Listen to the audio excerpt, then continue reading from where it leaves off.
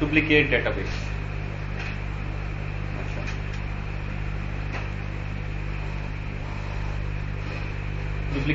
Duplicating a database, आपके पास option available है आरमेन के अंदर कि आप 99 ऑनवर्ड ये फीचर अवेलेबल है कि आप एक डेटाबेस का बैकअप दूसरी मशीन के पे जाके और उसको डुप्लीकेट कर सकते हैं। एक तो तरीका मैनुअल है कि आप बैकअप ले जाएं, वहाँ पर रिस्टोरेशन करें और ठीक है। दूसरा तरीका है डुप्लीकेट की कमांड के थ्रू।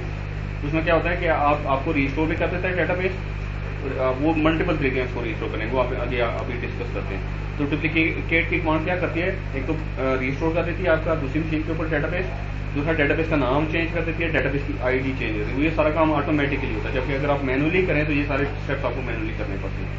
डुप्लीकेट डेटाबेस आप मल्टीपल तरीकों से कर सकते हैं। डुप्लीकेट की कमांड जो है वो 99 में ये था कि आपका जो बैकअप है वो दूसरी मशीन पे अवेलेबल होना चाहिए। फिर आप टारगेट से भी कनेक्ट होंगे, जी जी, टारगेट से भी कनेक्ट होंगे और ऑक्सिलरी से भी कनेक्ट होंगे आप, तो फिर आप रिस्टोरेशन करेंगे। 10G में भी यही है कि आपका बैकअप अवेलेबल होना चाहिए। 11G में ये है कि आप एक्टिव बेस्ड डुप्लीकेशन कर सकते हैं, आपका बैकअप दूसरी साइड पे अवेलेबल होना जरूरी नहीं है। आप डुप्लीकेट की कमांड दें, प्रोडक्शन का बैकअप वो खुद उठाएगा, दूसरी तरफ लेके जाएगा, रीस्टोर करेगा, सब कुछ करेगा, वो सारा काम आपको खुद ही करता है। That is called active based duplication. तो डुप्लीकेट डेटाबेस करते क्यों हैं? Test backup and recovery procedures, recover objects by creating and export and importing the objects into the production database। कुछ भी रीजन हो सकते हैं, टेस्टिंग आपने करनी है। डुप्लीकेट डेटाबेस कैसे क्रिएट करते हैं? आरमैन के डुप्लीकेट की कमांड के थ्रू ऑन द सेम और सेपरेट होस्ट, सेम मशीन पे भी कर सकते हैं, ठीक है। एंड डेटाबेस का नाम डिफरेंट होगा उस केस में। विद द आइडेंटिकल कंटेंट और subset of a source, subset कर सकते हैं, साइड पूरी डेटाबेस कर सकते हैं। Perform by auxiliary channels for backup based duplication, backup based duplication हो सकती है। Perform by target channels for active database duplication, active database duplication भी की जा सकती है। देख करके देखते हैं तो इसको।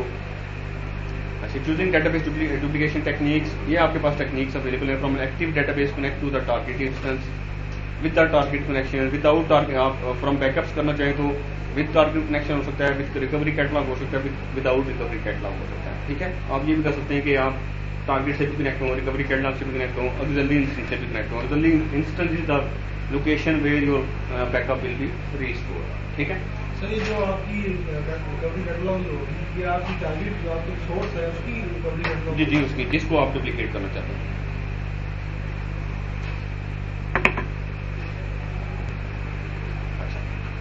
Duplicating active database with network, no backups required. आपके पास जिस नेटवर्क होना चाहिए, सोर्स डेटाबेस से आप कनेक्ट होंगे, ऑक्सिलरी इंस्टेंस से कनेक्ट होंगे। ऑक्सिलरी इंस्टेंस क्या होता है? आपके पास 11G है, दूसरी तरफ भी 11G का सॉफ्टवेयर होना चाहिए आपके पास, सॉफ्टवेयर इंस्टॉल होना चाहिए। डेटाबेस हो या ना हो, डेटाबेस नहीं होगी, ठीक है, डेटाबेस उस नाम से नहीं क्रिएट होगी वहाँ पे। तो आप क्या करेंगे, वहाँ पे आपके पास ओरेकल का सॉफ्टवेयर इंस्टॉल होना चाहिए। देन आप आगे कुछ स्टेप्स हैं जो एक तो ऑक्सिलरी इंस्टेंस पे करेंगे, एक टारगेट इंस्टेंस पे करेंगे। वो कुछ स्टेप्स परफॉर्म करने हैं आपने, और फिर आपने डुप्लीकेट की कमांड है, ठीक है।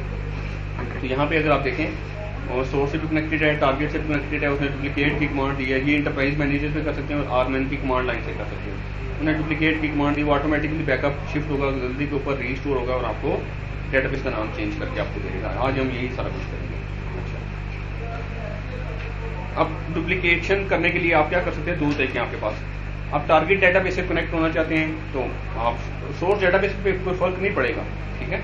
अब ये जो एक तो एक्टिव बेस्ड डुप्लीकेशन है, एक्टिव डेटाबेस डुप्लीकेशन में आपको सोर्स और टारगेट दोनों से कनेक्ट होना पड़ता है। मींस के सोर्स डेटाबेस है जिसको आप डुप्लीकेट करना चाहते हैं और ऑक्सिलरी इंस्टेंस जहां पे डुप्लीकेट करना चाहते हैं, दोनों से कनेक्ट होना पड़ेगा। जबकि अगर आपके पास एक्टिव बेस्ड डुप्लीकेशन नहीं करना चाहते, आप चाहते हैं आपके पास प्रोडक्शन का बैकअप है, वो बैकअप आप जल्दी मशीन पे शिफ्ट कर देते हैं, तो फिर उस केस में दो ऑप्शन है आपके पास। आप टारगेट से कनेक्ट होके और ऑक्सिलरी से कनेक्ट होकर उस बैकअप को रिस्टोर कर सकते हैं, और विदाउट कनेक्टिंग टू टारगेट आप सिंपली ऑक्सिलरी से कनेक्ट हो और हाँ,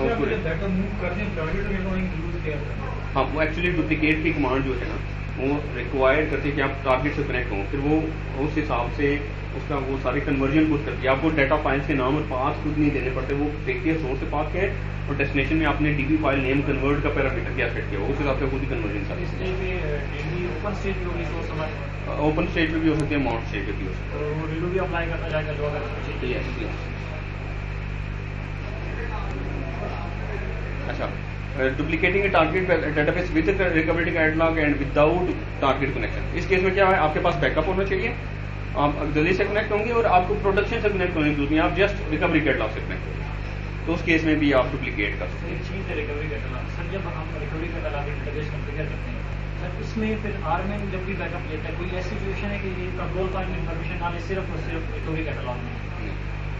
सर हमारी इधर बड़ी हवा बनी हुई है, मतलब एक चीज़ है ना, लॉजिकल चीज़ ये हमने पढ़ा है कि जब भी आपका बैकअप होगा आरमैन के थ्रू, वो कंट्रोल फाइल में हिट करेगा अगर आपकी मतलब उधर पहले कंट्रोल